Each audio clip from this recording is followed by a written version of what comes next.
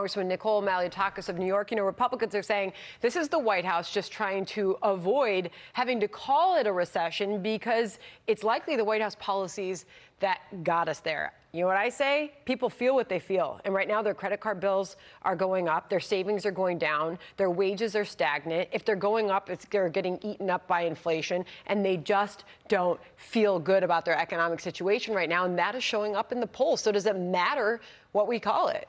Yeah, I think it really doesn't matter what you call it. It is, by definition, a recession. But if we go down two quarters, if you go down 2 quarters, which we'll find out later this week. But what I will say is that the Democrats have a real problem on their hands because it's been under one-party Democratic rule that they've gone down this path. The inflation rate was around what 1.5 when President Trump left. Now we're talking about 9.1% this last month.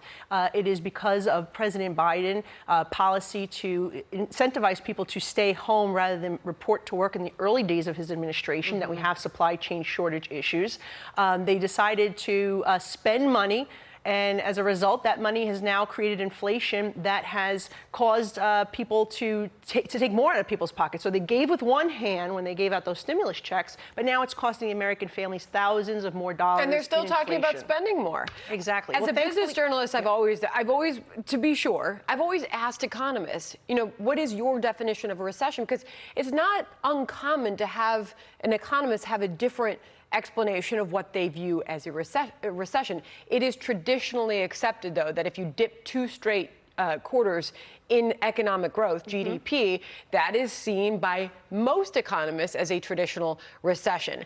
But the point is that this is something now that the American people are paying for. And it's the very people this administration says they're out to help the most, the hardworking middle class. And if you don't admit that you're getting it wrong, how do you fix it? Here is Janet Yellen, a little flashback to getting it wrong. I don't see that the markets are expecting inflation to rise above the 2% objective that the Fed has as an average inflation rate over the longer run. I believe through the rest of the year to see higher inflation rates, maybe around 3%. Do you think it'll be at the end of the year, if not 2%?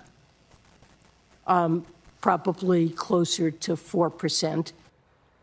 You know what I say now? Oops, because she's admitted she got it wrong. Yeah, more than double that now. And I think what people have to understand is that Republicans, despite being in the minority, fought very hard to kill the Build Back Broke agenda, which would have added another $4.5 trillion in spending.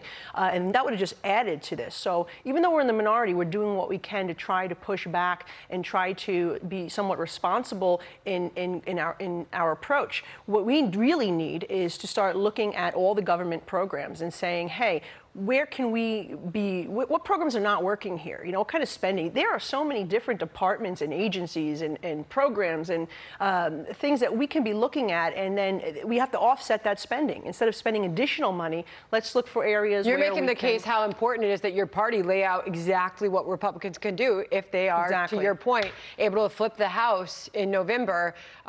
What's the 3-month plan look like? Because this is a huge problem to tackle, and to tackle it historically, you've seen that you have to really suffer economically as a country to tackle inflation. Real quick, final I think thought. we're going through a difficult time. We all need to sacrifice here, and the American people are. But really, we have to also re-energize and reinvigorate our energy domestically. That's the bottom line here. A lot of what is being caused here, food prices increasing, gas prices, energy costs, that is really what is fueling a lot of the problems that Americans are facing. If we can restore our energy independence, we become more responsible with looking at where we can save and offset spending, I think that would be a really good start. But right now, it doesn't matter what the president's saying, it doesn't matter what Yellen's saying. The people are feeling it each and every day under one-party Democratic rule. They're paying more at the grocery store, at the gas pump, and in their every way of life. And I think partially the Democrats want that type of control over people. They know the more people that rely on government, that's the more control that they're going to have. So at the end of the day, their solution is to create more programs, spend more money,